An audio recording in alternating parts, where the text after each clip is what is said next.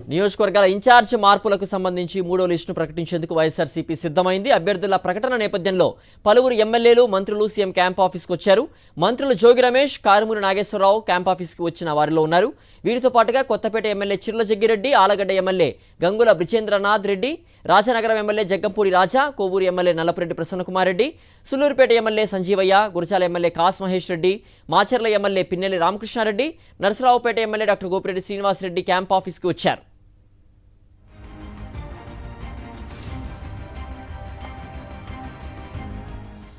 మరింత సమాచారం camp office నుంచి మా ప్రతినిధి రవీంద్ర అందిస్తారు.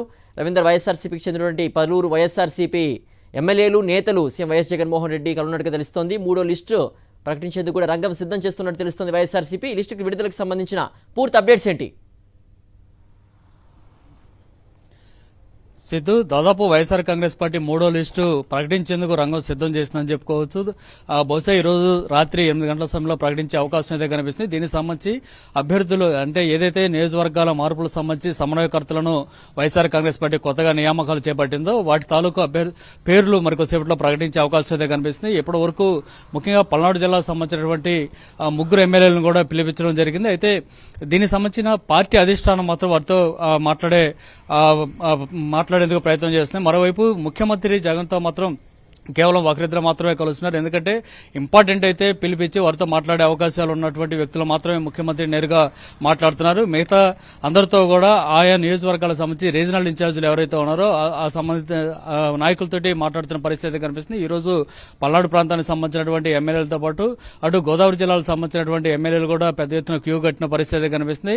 ఎందుకంటే ఇప్పటి వరకు చూస్తే కనుక గడిచిన 56-57 నెలలుగా ముఖ్యమంత్రి జగన్మోహన్ రెడ్డి రాష్ట్రంలో అనేక అభివృద్ధి సంక్షేమ కార్యక్రమాలను విస్తృతంగా అమలు చేస్తున్న నేపథ్యంలో రాష్ట్ర వ్యాప్తంగా ఒక పాజిటివ్ మోడ్ లో ప్రజలు ఉన్నారు. కాబట్టి ఖచ్చితంగా మళ్లీ వైఎస్ఆర్ కాంగ్రెస్ పార్టీ విన్ ఖాయం అనేది వైఎస్ఆర్ కాంగ్రెస్ పార్టీ మొదటి నుంచి చెప్తూ ఉంది. ఆ నేపథ్యంలోనే పోటీ చేసేందుకు అభ్యర్థులు కూడా పెద్ద సంఖ్యలో మమ్మల్ని చూడాలంటూ అవకాశం కల్పించాలంటూ కూడా ముఖ్యమంత్రిని వేడుకుంటున్న పరిస్థితి కనిపిస్తుంది. ఈ నేపథ్యంలో పెద్ద సంఖ్యలో అభిమానులు అట్లాగే పోటీ చేయాలనే ఆశావాకులు పెద్ద సంఖ్యలో తరలి వస్తున్నారు. కొన్ని చోట్ల నియోజకవర్గాల్లో సమన్వయకర్తలను మారుస్తున్న నేపథ్యంలో వాటి తాలూకు కూడా నేరుగా ముఖ్యమంత్రి వారితో మాట్లాడుతున్న పరిస్థితులు ఉన్న నేపథ్యంలో కొంతమందిని పిలిపిస్తుంటే మరికొంతమంది నేరుగా వారే వచ్చి తమ అభ్యర్థులు ఏమైనా ఉంటే అధిష్టానం దృష్టి తీసుకొచ్చేందుకు ప్రయత్నాలు చేస్తున్నారు. అందులో భాగంగానే ఈ రోజు ఉదయం నుంచి కూడా దాదాపు పెద్ద సంఖ్యలో ఎమ్మెల్యేలు తరలి వచ్చిన పరిస్థితుంది.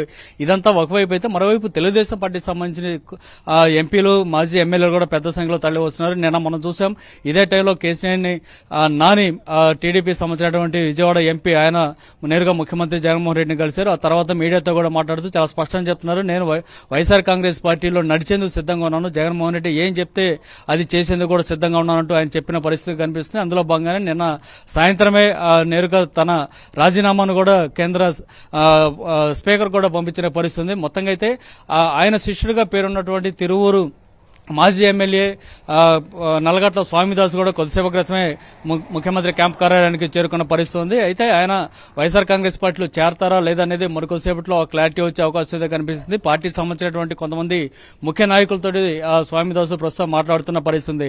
సో చూస్తుంటే దాదాపు ఈ రోజు సాయంత్రం అంటే దాదాపు రాత్రి 8 గంటల ప్రాంతంలో కొంతమంది నియోజకవర్గాల సమన్వయకర్తలను ప్రకటించే అవకాశం ఉన్న నేపథ్యంలో దాదాపు 26 అసెంబ్లీ నియోజకవర్గాలకు సంబంధించినటువంటి సమన్వయకర్తలతో పాటు మరొక 3 పార్లమెంటు నియోజకవర్గాలకు సంబంధించి సమన్వయకర్తల పేరు ప్రకటించే అవకాశం అయితే కనిపిస్తుంది. మొత్తంగా గతంలో అంటే డిసెంబర్ 11వ తారీఖున ఒక 11 మందిని, ఇటీవల ఒక 26 మందిని ప్రకటించిన నేపథ్యంలో మొత్తం 62 మంది అసెంబ్లీ నియోజకవర్గాల సమన్వయకర్తలు మార్చే అవకాశం అయితే కనిపిస్తుంది. ఏదేమైనా మరికొద్దిసేపట్లోనే అభ్యర్థుల ప్రకటన ఉండే అవకాశం అయితే కనిపిస్తుంది. సిద్ధు. ఓకే రవీందర్.